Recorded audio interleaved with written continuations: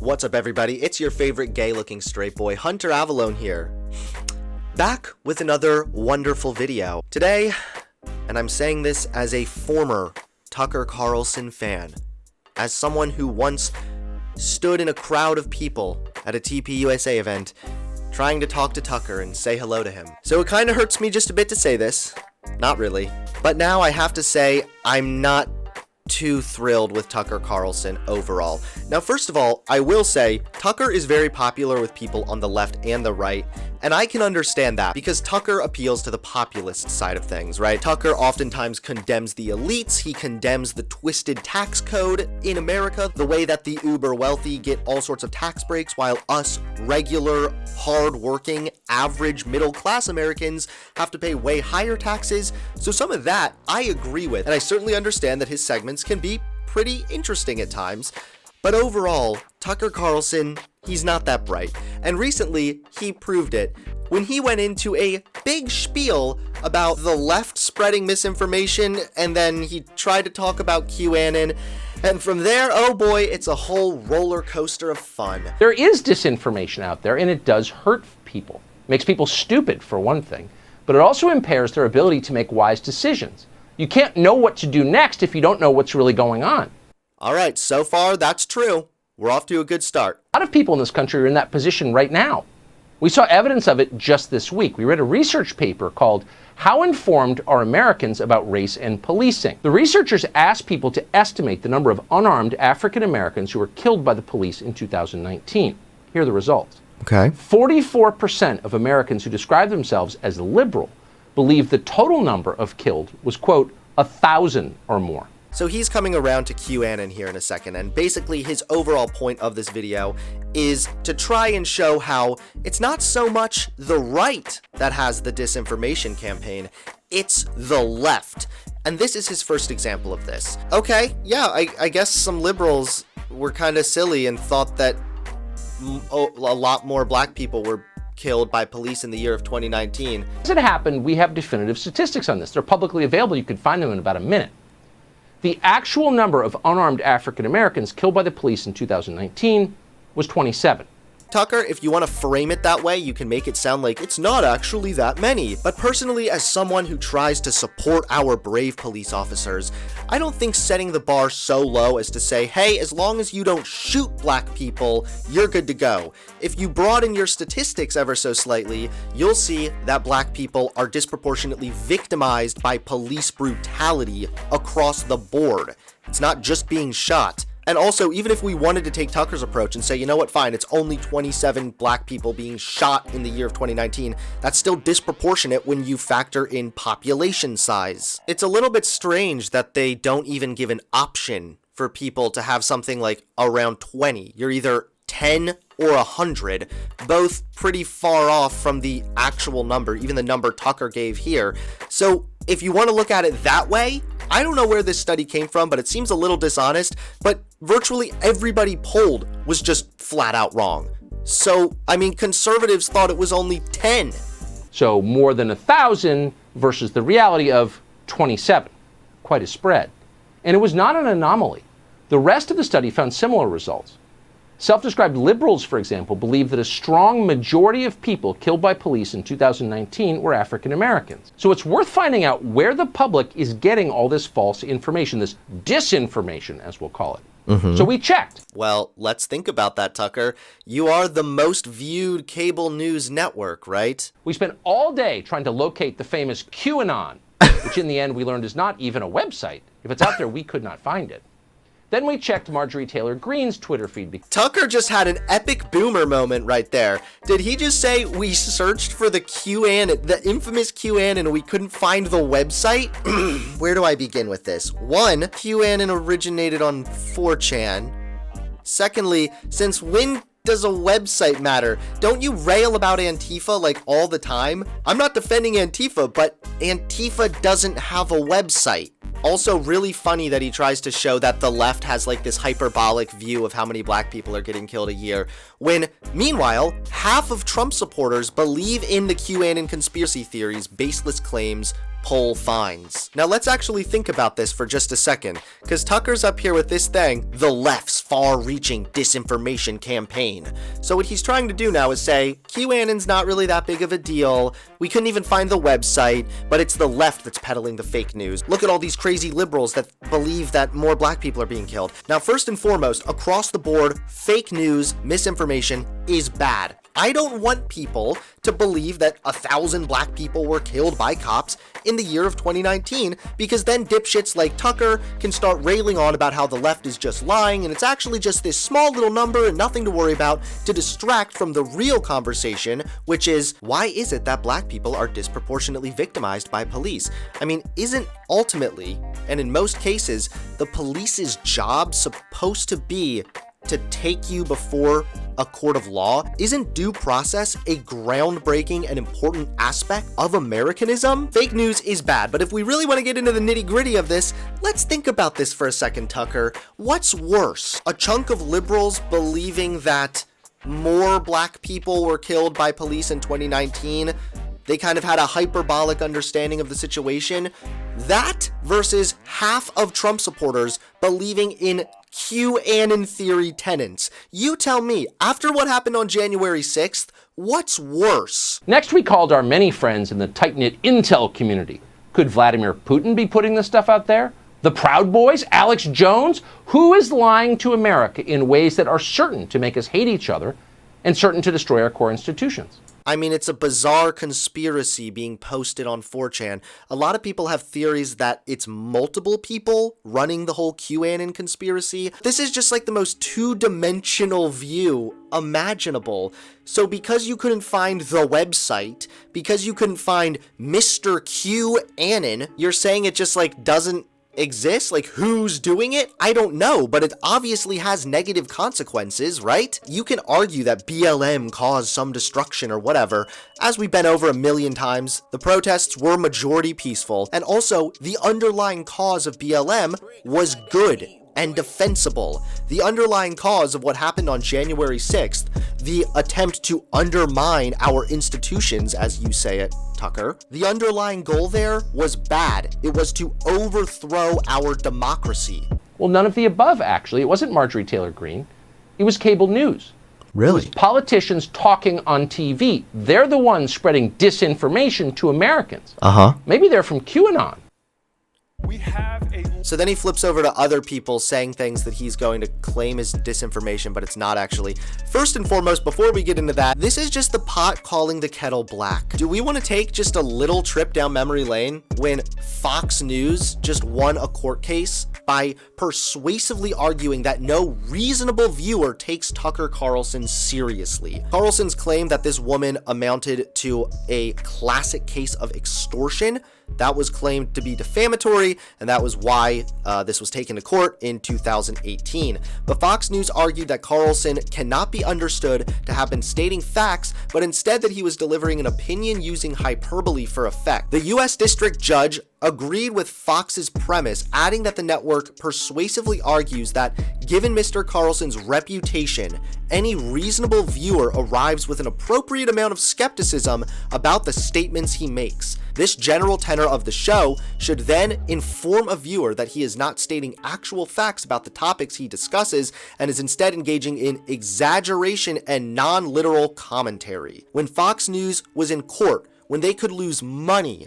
when they could face legal repercussions, when push comes to shove, suddenly no reasonable viewer could really take Tucker Carlson seriously. It's just one of the many reasons why I don't trust Tucker Carlson. We have a long and wretched and disturbing history in this country of black people being murdered by law enforcement.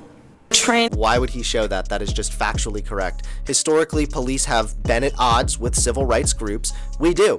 America has a long and painful history of police violence against black people. I mean, here's just one example. In 1940, a man was lynched in Alabama for referring to a white police officer by his name without the title of Mr. This was in 1940. So is it really unfair to say that America has a long and painful history of police murdering black people? No, that's just true. So I'm not sure how this is disinformation? By law enforcement. Training for police officers on implicit racial bias and procedural justice, because to deny it exists is to deny folks liberty and in many cases life. How is this considered disinformation? This is like just showing facts and then expecting conservatives to be like, that's just not true because Tucker said it wasn't once. Here's some data. Close to 42 per million people of African Americans were killed in police shootings between 2013 and 2019, the highest among all races. Over 17% of African American victims were unarmed when they were killed, the highest among all races. They were 1.3 times more likely to be unarmed compared to white people when they were killed. Listen to that. Black people are less likely to be armed, but still, they are disproportionately victims while they are unarmed. And also, I don't really like this unarmed statistic because I'm a big Second Amendment supporter. I don't think being armed necessarily means that you're a danger or a threat, but I do understand that this is an easier way to measure this data. So now that we've clearly established that black people are more likely to be victimized by police, let's actually look at the direct quote that Tucker is calling misinformation. She talks about unconscious bias with police, and that's a really nuanced issue. So of course, Tucker being able to snip this clip for like 3 seconds, it's not gonna give very much nuance to a very nuanced discussion. Here's an investigation of the Ferguson Police Department. In Ferguson, blacks were more than twice as likely as whites to be searched after traffic stops, even after controlling for related variables, though they proved to be 26% less likely to be in possession of illegal drugs or weapons. From justicepolicy.org, black and white people admit to using and selling illicit drugs at similar rates, but yet blacks are vastly more likely to go to prison for a drug offense. Here's another study, even indicating that in DC, the data indicates the disproportionate stopping and searching of blacks in the DC area extended massively beyond any disproportionate rate of criminality. There's even data showing all kinds of racial bias in our criminal justice system as well.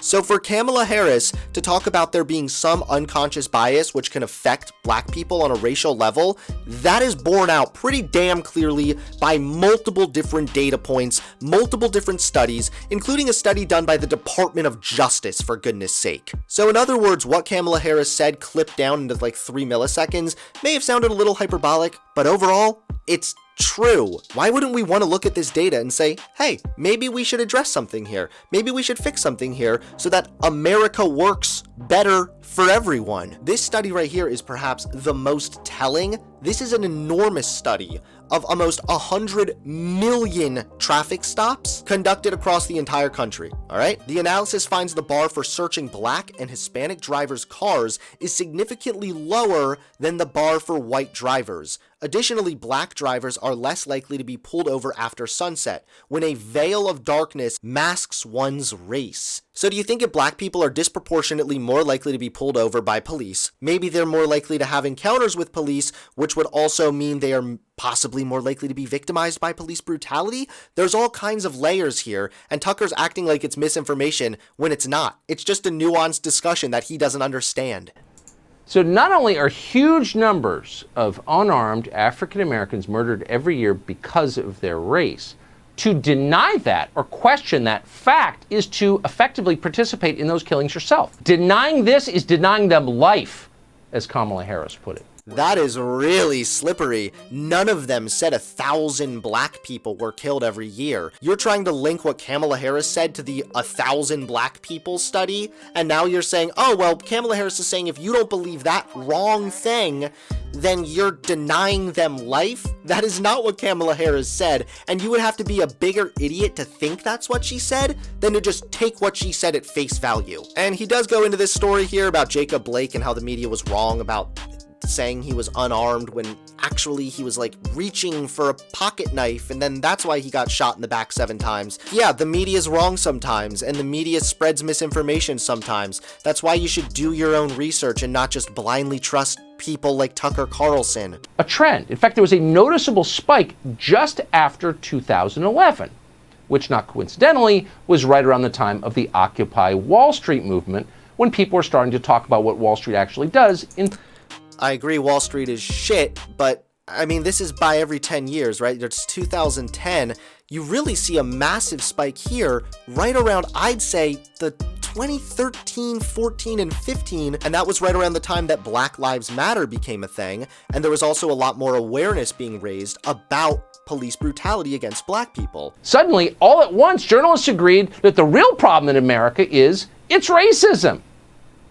America is not a place with a screwed up economic system that rewards a tiny number of emotionally damaged grifters who possess otherwise useless skills applicable only to finance and pie gow.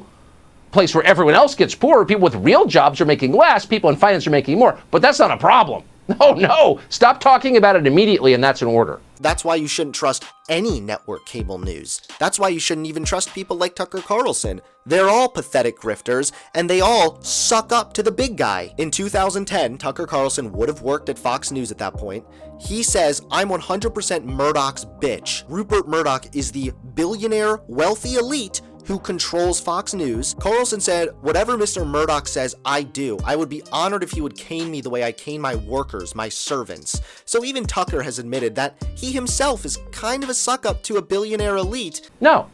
America is instead, we learned, a place where the rest of us must hate each other at all times because of our skin colors, which, by the way, cannot be changed. And that's a straw man. No, that's not what being aware of racism is, but okay. That way, once we're all yelling and aggrieved and angry about irresolvable race questions, once we've picked the wound until it won't stop bleeding, we won't have the time to ask even the most basic questions about economics. Okay, I see what he's doing right there. He's saying, this racism thing, it's unresolvable. We can't even fix it, so stop caring about black people being unjustifiably murdered by the state. Stop caring about that, and instead care about the screwed up economic system. Why can't we care about both? This is just whataboutism. Questions like, why are all these billionaire hedge fund guys paying half the tax rate I am? I think those are all fair questions and good questions, but I don't know why we have to say, no, don't talk about racism in America. The left is lying about racism in America by saying factually true things, and instead you should be focusing on the broken economic system. And the other problem is, even though I agree with what he's saying about these, brainless billionaires and everything, Carlson himself is one of those people. In 2008, Carlson talked about how he was extraordinarily loaded just from inheritance from a number of trust funds that he amassed as a trust fund kid. So basically, Tucker Carlson's just a millionaire controlled by a billionaire. Okay. Well, there you guys have it. Tucker Carlson, not really super smart, not very nuanced, kind of cringe overall. Please give this video a like, comment below, and subscribe to the channel, and I'll see you all soon. Peace.